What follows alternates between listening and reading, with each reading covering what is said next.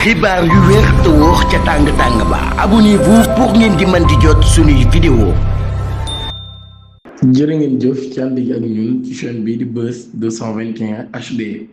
Assemblée nationale vive essence entre Abdoul Ahad Ndiaye et Cheikh Bara Ndiaye. Séance yi nga xam ne doon nañ ko consacré à la seconde lecture de la loi modifiant le code électoral ce samedi 9 mai 2026.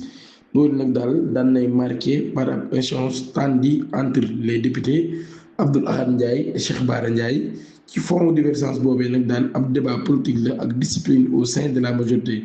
Cheikh Bara Ndiaye mi ngi évoqué nag courage bi nga xam ni Marie-Rose Khady Faye daan na koy am ci échange yi nga xam doon nañ ko amal. Cheikh Bara Ndiaye daal di remener dans le débat le cas de la ministre Marie-Rose Faye qu'il salue pour avoir selon lui eu le courage de prendre position dans cette affaire.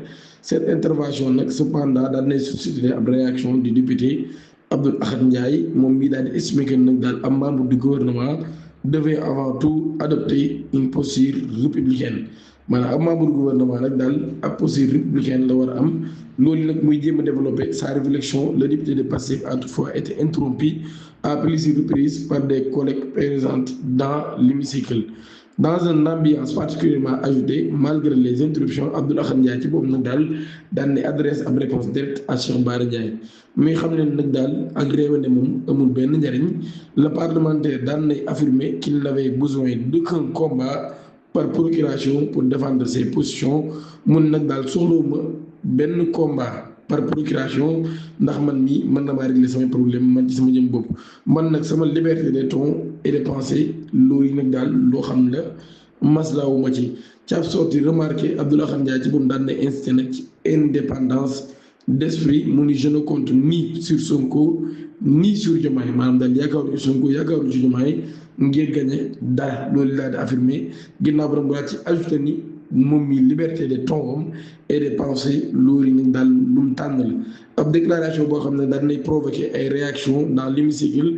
Certains députés de la majorité ñoom ñi sax daal dañ ko doon fexe tax di dagg ay waxam ngir bañ a ko ne exemple boobu nag daan nañ mettre en lumière les tensions et sensibilités qui traversent actuellement la majorité parlementaire autour de la réforme des codes électoraux et du fonctionnement interne des Pastef. Alors que les responsables du parti au pouvoir bu ñu affiché publiquement nag ab ligne de fermeté autour de la seconde lecture de la loi, certaines voix au sein même de la majorité semblent vouloir défendre davantage des libertés d'expression et d'autonomie politique.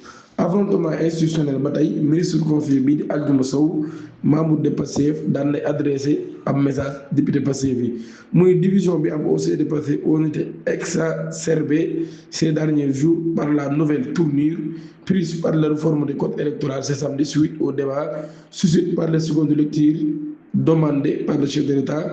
Aldiouma Sow daan nay monter au créneau mu ni j'en profite pour demander à notre majorité parlementaire ngir nag ñu daal di ñëwaat ci seen ay meilleurs sentiments daal di faire nag preuve de sérénité et de moyens d'émotivité afin d'éviter l'empressement procédural qui ne peut mener que des erreurs matérielles, lancé a-t-il ses collègues des partis dans un post via Facebook.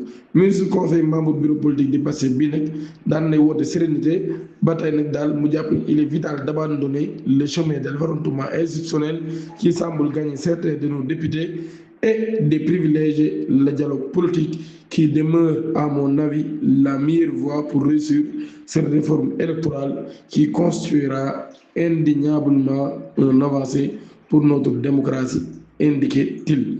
di ñaan ngeen abonné activer cloche de notification bi te aimé vidéo bi jërë ngeen jëf.